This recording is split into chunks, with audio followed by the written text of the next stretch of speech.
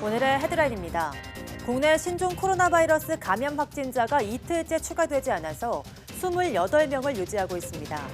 이런 가운데 3번 환자가 오늘 퇴원 예정이며 17번 환자도 조만간 퇴원이 가능할 것으로 보입니다.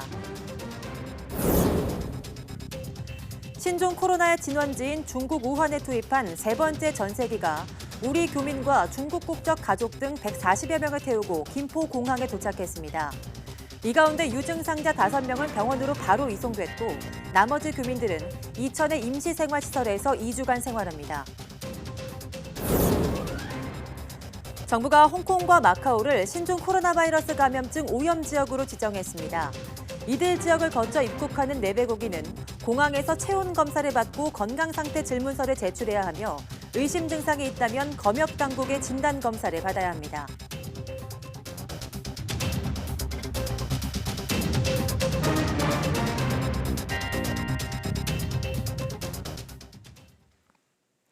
여러분 안녕하십니까? 2월 12일 사이언스 투데이입니다. 중앙방역대책본부는 오늘 오전 9시 기준으로 국내에서 추가 발생한 신종 코로나 바이러스 감염증 확진자가 없다고 밝혔습니다. 현재 국내 환자는 28명으로 이 가운데 완치 판정을 받고 퇴원한 환자는 4명입니다. 나머지 24명은 격리병상에서 치료를 받고 있고 상태는 모두 안정적입니다. 이런 가운데 명지병원 국가지정 격리병상에 입원 치료를 받아오던 3번 환자가 오늘 퇴원할 예정이고 17번 환자도 조만간 퇴원할 수 있을 것으로 보입니다.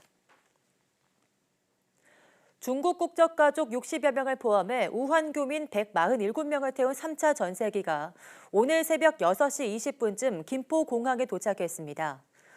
어젯밤 8시 40분쯤 인천공항을 출발한 3차 전세기는 10시간 만에 무사히 귀환했습니다.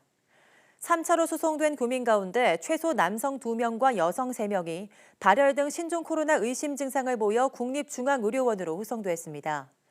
한 명은 현지에서부터 의심 증상을 나타냈고 나머지 4명은 김포공항 검역 과정에서 증상이 파악된 것으로 전해졌습니다.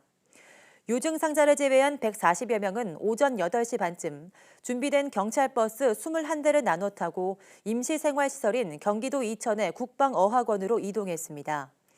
이로써 1차와 2차를 포함해 교민 848명이 우한에서 입국했습니다. 특히 이번 3차 수송 때는 중국 당국과의 협의를 거쳐 교민의 배우자나 직계가족인 중국 국적자 60여 명이 함께 들어왔습니다. 신종 코로나 발원지인 후베이성 부근에는 우리 교민 100여 명이 남아있는 것으로 알려졌습니다. 신종 코로나 바이러스 진원지인 중국 우한시에서 귀국해 임시 격리 중인 교민 700명이 오는 15일과 16일 퇴소합니다. 오늘 15일 퇴소할 교민은 지난달 31일 1차 귀국한 366명으로 아산에 193명, 진천에 173명이 격리돼 생활하고 있습니다.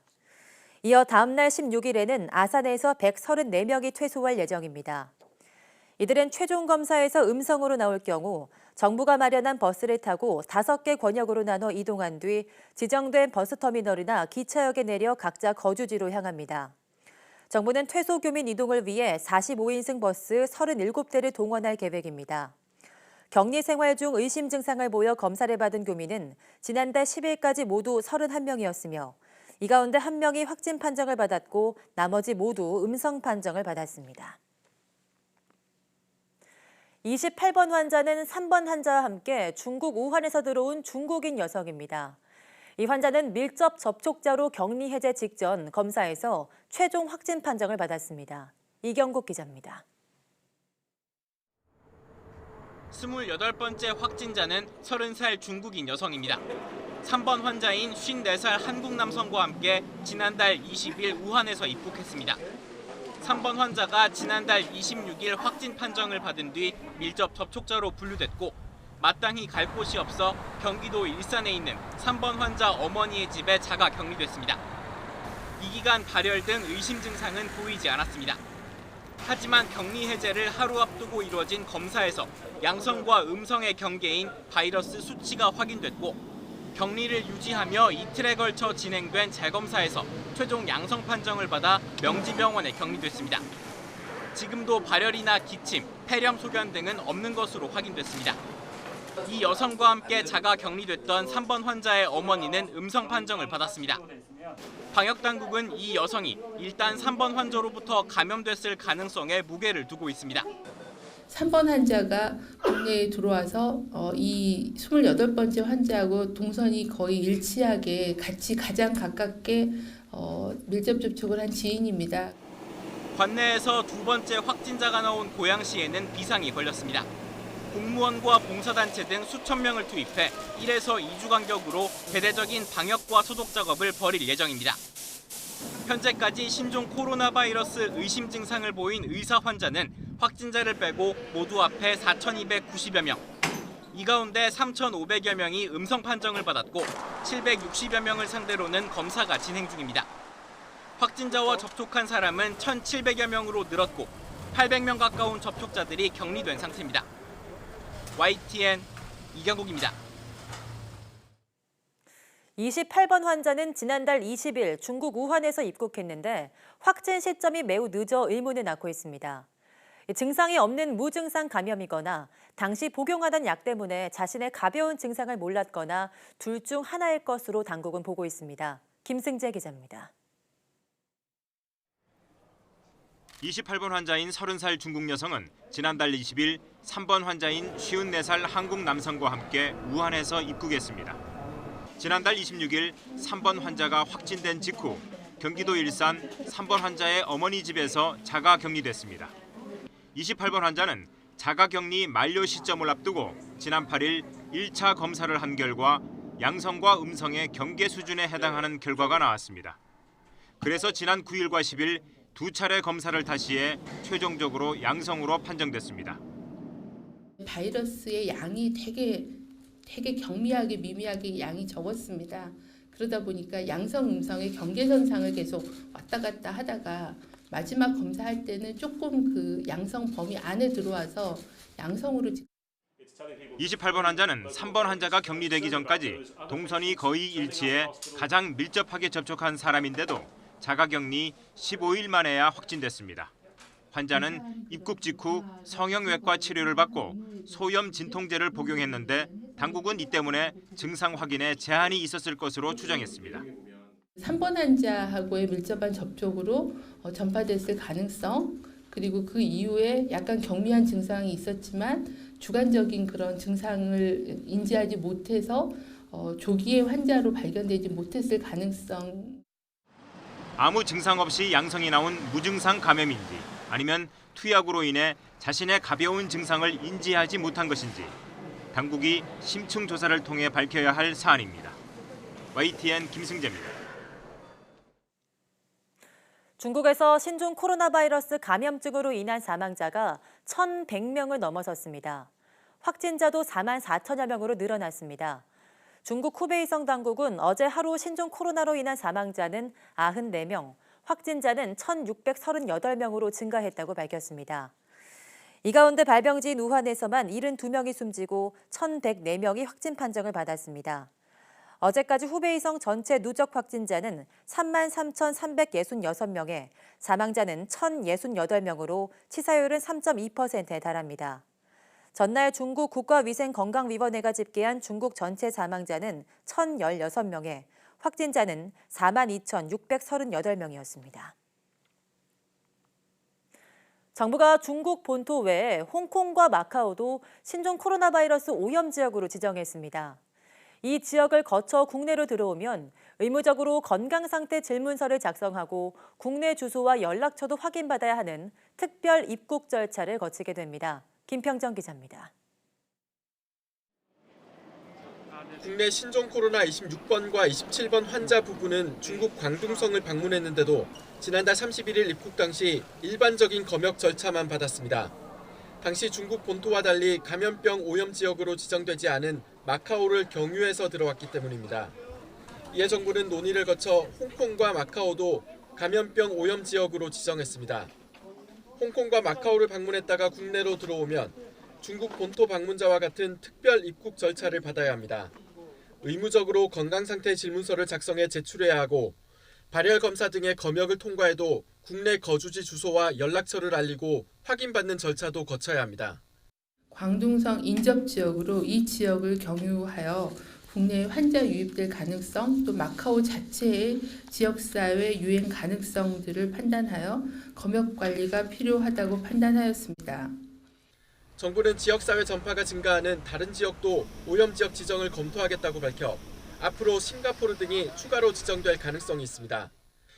정부는 또 세계보건기구가 지역사회 감염을 확인한 일본과 태국, 싱가포르, 베트남, 타이완, 말레이시아 등 6개 지역의 여행을 최소화해달라고 권고했습니다. 다만 여행자의 판단을 도우려는 목적의 조치로 외교부의 여행경보 제도와는 다릅니다. 정부는 기업과 학교에는 사업상 출장이나 국제 세미나 참석 등을 최소화해달라고 요청했습니다. 이와 함께 정부는 중국 외 8개 지역을 방문한 환자의 이력도 일주일 안에 차례로 의료기관과 약국에 제공하기로 했습니다. YTN 김평정입니다. 일본 요코하마 앞바다에 정박한 다이아몬드 프린세스호에서 신종 코로나 바이러스 감염자가 또 무더기로 확인됐습니다. 가토 가스노부 일본 후생 노동상은 크루즈선 탑승자에 대한 신종 코로나 추가 검사에서 39명이 양성 반응을 나타냈다고 밝혔습니다.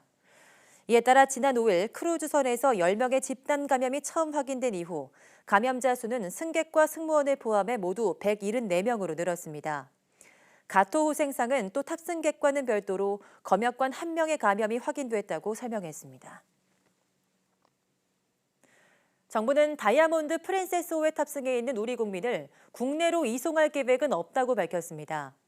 중국 우한 교민을 국내로 데려온 건 일본 크루즈선과는 상황이 다른 예외적인 경우라는 겁니다. 한영규 기자입니다.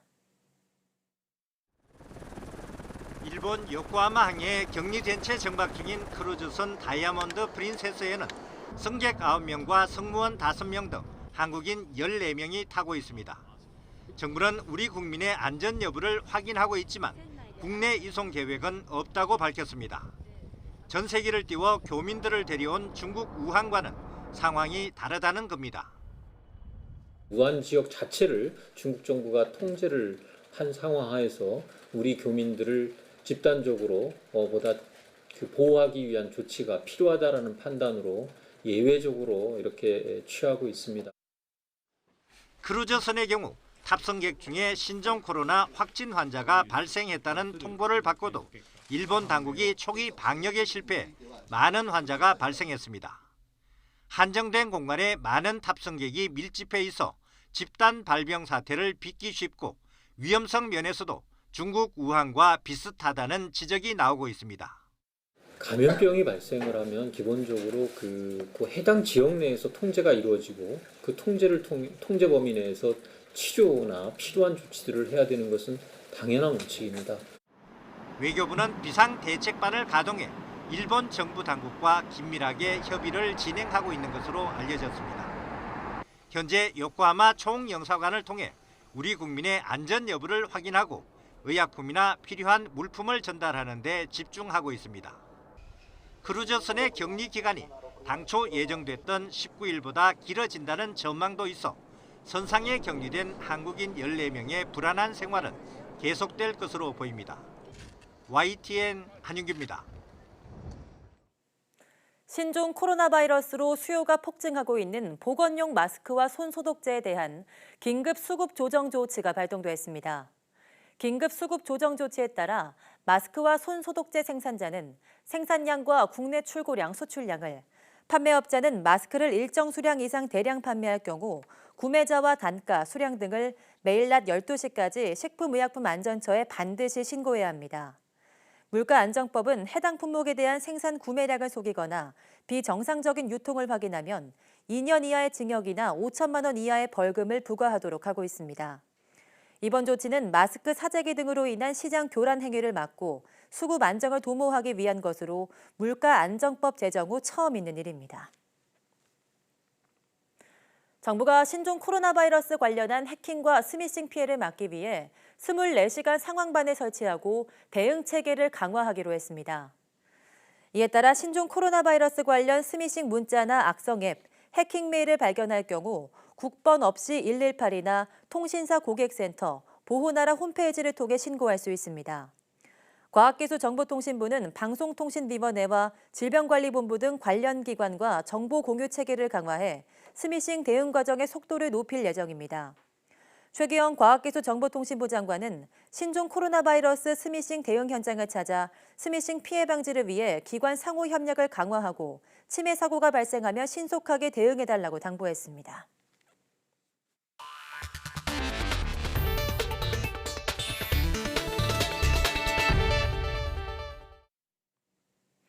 오늘은 포근한 날씨 속에 전국에 겨울비가 내리고 있습니다. 제주 산간에는 호우주의보가 발효 중이며 남해안과 제주에는 돌풍과 벼락을 동반한 강한 비가 내리는 곳도 있겠습니다. 내일 아침까지 제주 산간에 최고 150mm 이상, 남해안과 제주도에 최고 80mm의 많은 비가 내리겠고 서울을 비롯한 그 밖의 지역에 10에서 30mm의 비가 내리겠습니다. 금요일인 모레는 영동과 남부지방에 비가 오겠고 주말과 휴일에는 전국에 또다시 비나 눈이 내릴 전망입니다. 멸종위기 야생동물 2급인 제주 도룡뇽이 예년보다 한 달 일찍 겨울잠에서 깨어나 알을 낳았습니다.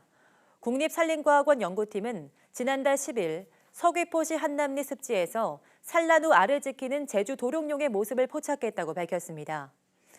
연구팀은 2008년부터 조사한 제주 도룡뇽의 산란 시기는 일반적으로 1월 말에서 2월 초라며 올해는 산란 시기가 2월 26일로 가장 늦었던 2011년보다 한 달 반이나 일찍 산란한 것이라고 밝혔습니다. 연구팀은 포근한 이번 겨울 기온이 이른 산란으로 이어진 것으로 보고 있습니다. 연구팀은 기후변화에 따른 생물 생체 시기 변화를 꾸준히 관찰할 계획이라며 기후변화에 취약한 멸종위기종의 서식처 환경 보전을 위해서도 노력하겠다고 말했습니다. 원자력안전위원회는 정기검사 중인 고리 3호기의 재가동을 허용한다고 밝혔습니다. 원안위는 지난해 9월 6일부터 80개 항목에 대해 고리 3호기를 검사한 결과 안전하게 가동할 수 있다고 판단해 재가동을 승인했습니다. 이번 검사에서는 원자로 경납 건물에서 콘크리트가 제대로 채워지지 않은 부분이 5군데 발견돼 보수 조치했으며 증기 발생기 세관에서 발견된 이물질도 제거했습니다. 원안위는 출력 상승 시험 등 남은 10개 후속 검사를 통해 안정성을 최종적으로 확인한 뒤 고리 3호기의 정기 검사를 마무리할 예정입니다. 온라인 쇼핑몰에서 팔리는 어린이용 과학교구 일부 제품에서 기준치를 훌쩍 넘는 발암물질이 검출됐습니다. 또 제품 대부분 안전기준에 적합하다는 표시인 KC마크도 없는 것으로 확인됐습니다. 한국소비자원이 자동차 만들기, 탱탱볼 만들기, 야광팔찌 만들기, 석고 방향제 만들기 같은 어린이 과학교구 25가지를 조사한 결과 자동차 만들기 5개 가운데 스팀 사이언스와 상하 사이언스, 사이언스 타임까지 3개의 집계 전선에서 환경 호르몬으로 불리는 프탈레이트계 가소제가 최대 479배 기준을 초과했습니다. 탱탱볼 만들기를 조사한 7개 제품 모두 액체 혼합물에서 기준을 최대 13배 넘는 붕소가 나왔습니다. 간질로 불리는 뇌전증과 관련된 핵심 단백질의 기능이 밝혀졌습니다. 대구 경북과학기술원 디지스트 연구팀은 기억과 학습 등을 담당하는 뇌 부위를 조절하는 핵심 단백질의 기능을 알아냈다며 이를 표적으로 삼아 뇌전증을 치료할 수 있을 것으로 기대한다고 밝혔습니다. 연구팀은 생쥐의 뇌에서 IQ-3 단백질을 없앴더니 생쥐가 심한 경련 증세를 보이며 신경 전달 기능이 감소했다고 말했습니다. 이어 이 생쥐에 특정 호르몬을 주입하면 이러한 신경 전달 기능 이상과 경련 증세가 완전히 회복됐다고 덧붙였습니다. 연구팀은 이번 발견이 뇌전증뿐 아니라 다양한 난치성 뇌질환의 신규 치료 전략으로 이용될 수 있을 것이라고 말했습니다.